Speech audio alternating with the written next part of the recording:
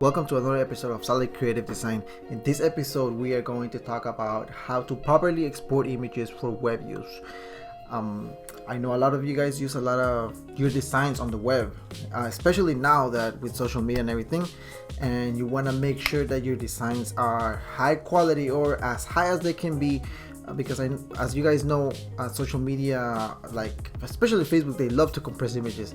So you want to make sure that you save your images properly, so you can have the best looking design on social media as possible. And also, if you are creating a website, you want to make sure that your images are web optimized, so that they'll load fast. Because let's say you have an amazing design, right, and you put it on your website or your client's website. But if it's a huge file, that's gonna slow down the website a lot. And when the website is loading up, it's gonna slow it down, and as a result, people are not gonna wait for the website to load up. So we're going to learn how to optimize images for a web. I'm going to show you there's two methods that I use. One that I use a lot, the other one that I use often, or especially with, let's say, if I create a banner and I'm going to put it on different social medias and I need it in different sizes, or if the client needs it in different sizes, I use this method, which helps me create multiple image versions.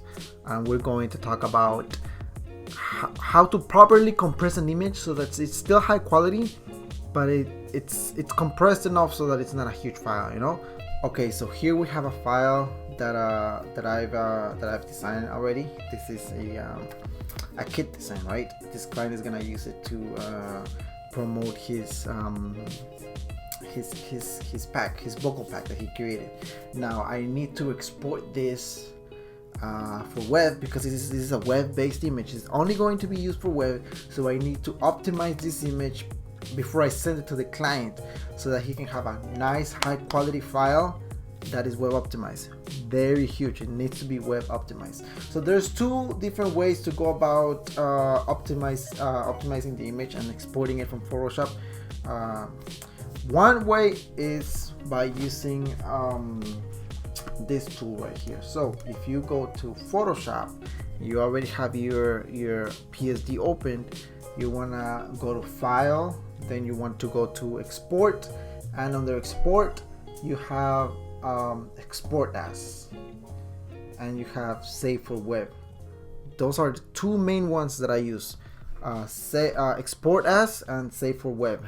Now let's go over Save for Web first, which is the one that I use the most, and you'll see why. I click on Save for Web. Depending on how you Photoshop might open this one, the optimized one. You might open the original one. The one that I like to use a lot is the 2up. And the reason why I like to use this one a lot is because you have two images. You have on the right, you have your optimized image. On the left, you have the original file image. So you can preview the changes on how the website is gonna look if you export it based on the settings that you apply to the file, right? So one of the things is that if it's going to be a file used for the web, if you want to try to keep images under 200 kilobytes. You want to try to keep them under 200 kilobytes. If they're already over it, they'll be too big, and they might slow down the website.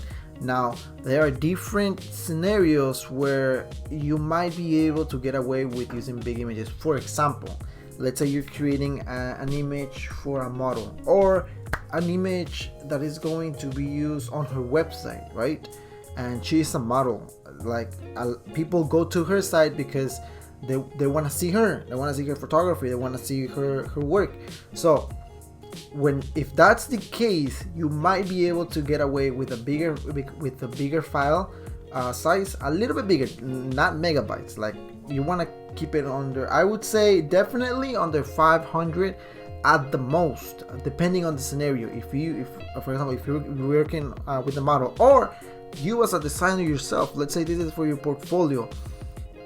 If you know that people are coming to your website to see the work, and the quality of your work matters, you might be able to get away with a bigger file size that will slow down your website, but people are willing to wait that extra second because they want to see your work. Again, with the model, as long as it's not taking like 15 seconds to load, let's say the website goes from 2 seconds to 3 seconds loading time, that's the difference. Let's say that's the difference, then they're willing to wait.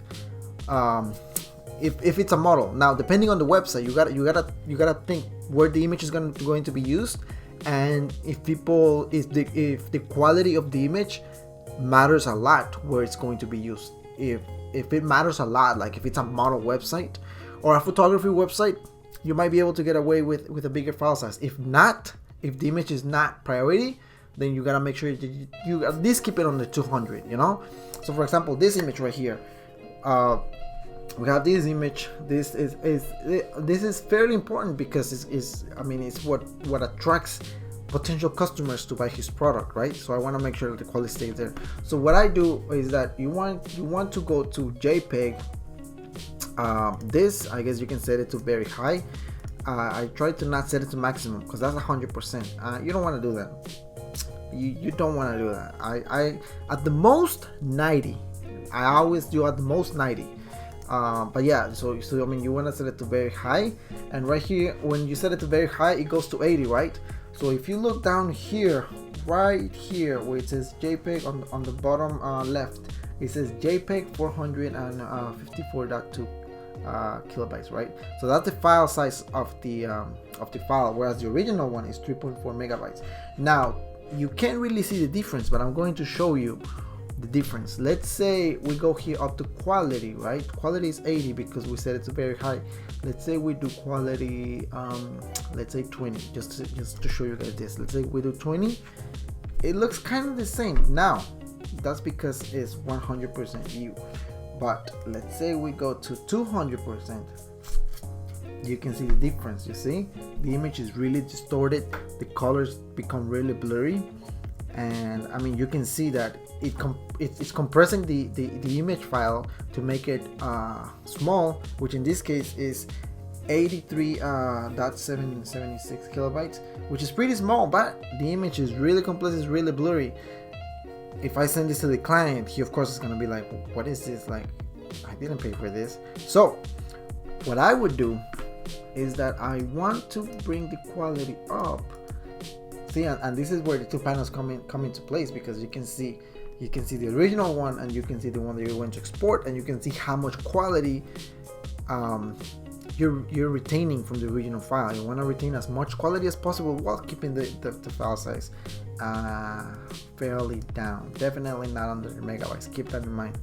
But yeah, so I'm going to, for this one, I think I'll do, for this one I would probably do 75.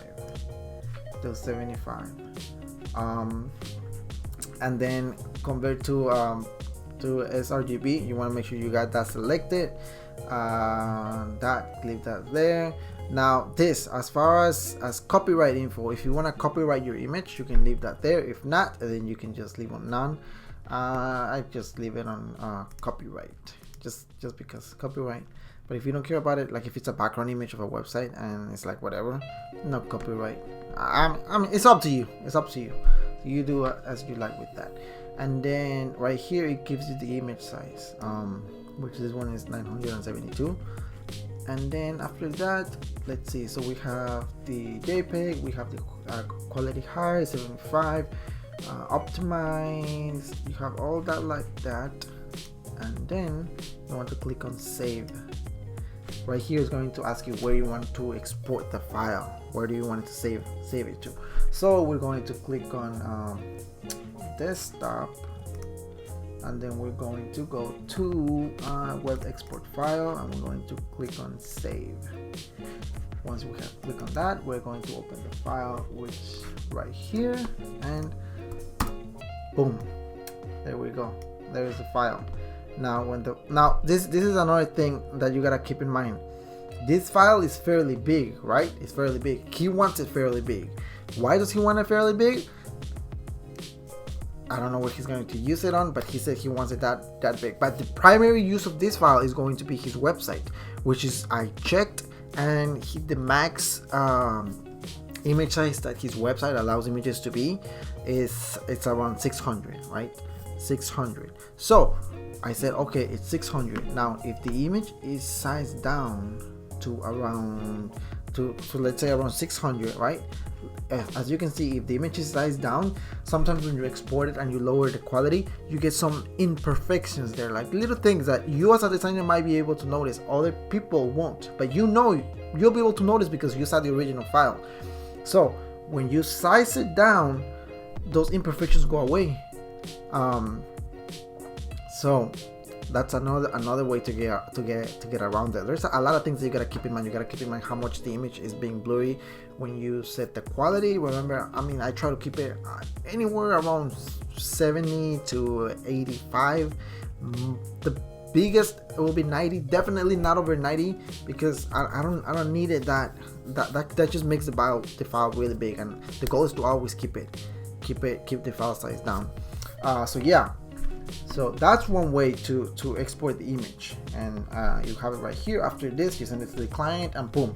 Now let's say the client wanted two different versions of this file, right? He wanted one that was half of the size of this one, as well as the original one, and you need to optimize it for web. So here's the other method that I use when this is the case scenario and I need to export two images, and you can do it two at once. So what you want to do is that we go back to Photoshop, and we go to export, and we click on export as. So remember, file, export as. When you click on export as, you'll be taken to this page right here.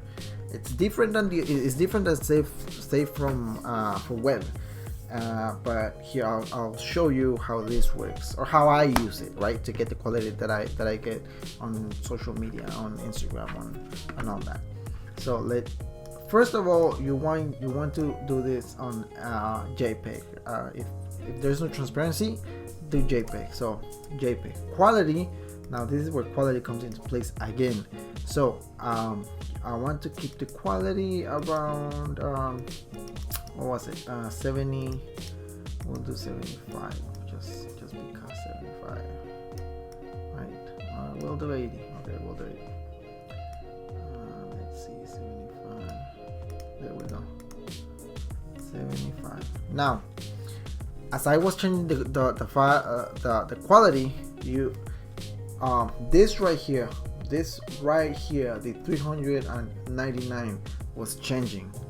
So if I make this, let's say, I will make it 77, it'll change to 420 kilobytes, right? Now if I change it to 70, it'll change to 359. So you can preview how big the file is going to be there. Now, where I was talking about different sizes of the file, right? Now let's say I need another one that is half the size of this one. So what I want to do is I want to click on this, on the plus, and I want right here you can choose. You want it to be half, you want it to be 75, you want to do half, you want to do 33%, you want to do 30%, you want to do 25%. One. Now this is the thing that I personally don't use, just because I don't use it. Is making the image bigger. The reason why I don't use this is because if you're going to make a JPEG image bigger, you're going to it's gonna get pixelated, which means that pixels are going to get blurry. Blurry pixels, lower quality image. You don't want that. You want to scale down an image, you don't want to scale it up. So, and if you do have to scale it up, like if it's a must, I wouldn't go over 25% higher. So in this case 1.25. but I personally, one of my core rules is don't scale up JPEGs. Do not scale them up from their original size. Only scale down. You don't want to scale them up. So yeah, so now with that out of the way, we'll do 5 for this one, for the second one. So we have an original image with the original dimensions. We have another one that is half. Right here you can see the image size, The canvas size and image size, leave them the same. If you do the canvas size bigger than the image, it's just going to add a border around it. You don't want that. Like, I see no use for it, so I just leave the canvas size and the image size the same. The metadata, again, it can be none, or you can put your copyright and contact information, again, like I said, up to you. And then you want to select convert to as sRGB, because it's going to be used for web. Remember, we already went over RGB versus CMYK, so this is images for the web. And then we click on export all, right? And then again, it's asking us where do we want to export them to. We'll click on export file. As you can see, we already have the old one there, but we'll click export to send it to that file directory, and boom, here we go. So as you can see, this is the old one, right, that was selected. This is the first one that we exported. Now this is the second one. This is half the size of the original one, and this is the original one. You see, half original. So let's say you create I use it a lot with single covers, where I create a single cover, and for example, the single cover, the images that I use are 2000 by 2000. Those are the dimensions for the images that I create. Single covers, album covers. Well, album covers, if they're going to be for print, you need to follow the printer's specifications on how big the file should be. But for example, if it's going to be just digital, I use 2000 by 2000. Now I need to send that to the client in 1500 by 1500, as well as 1000 by 1000. 1500 by 1500 pixels is used a lot on, say, I think Spotify and iTunes. So, but I also like to send it 2000 by 2000, because if he's going to post it on, I don't know, somewhere else, he might need a big, so I send it 2000. It doesn't hurt to send it 2000 by 2000. And with this exporting method, I'm able to export different versions of the file all at the same time, so it doesn't hurt me either. So yeah, that's how I export my images for web. Remember, only for web. Remember, things to keep in mind is the quality of the image. The lower the quality, the more blurry it's going to be. You want to find a nice spot where the image quality is down, but not too down where the blurriness and the image is gonna get really distorted. You want to find the sweet spot where the file size is gonna be as low as possible, where the image is going to retain as much of its original quality as possible. You also got to remember where the image is going to be used, and if you are able to get away with using bigger images that are better quality but will slow down the website. So this is how I save my images for the web. Hopefully you guys enjoyed this video, and more importantly, hopefully you guys learned about how to export images properly for the web. This is something that confused me a lot for, I would say, the first year, maybe a year and a half when I was creating. I struggled a lot uploading images to especially Facebook and Twitter, where I would upload an image, it would be really pixelated, it would look low quality, and I tried several methods until I slowly figure out what works for me, and this is what worked for me. As you can see, like, all the work that I post on social media looks, I mean, as high as the quality that I can get it to. And this is the method that I pretty much run every design that I post on social media. These are the two methods that I always go through in order to export the images. So yeah, man. Yeah, that's it. Now go have fun, export images. Hopefully you guys this help you improve your quality, and yeah, until the next, man, have a good one.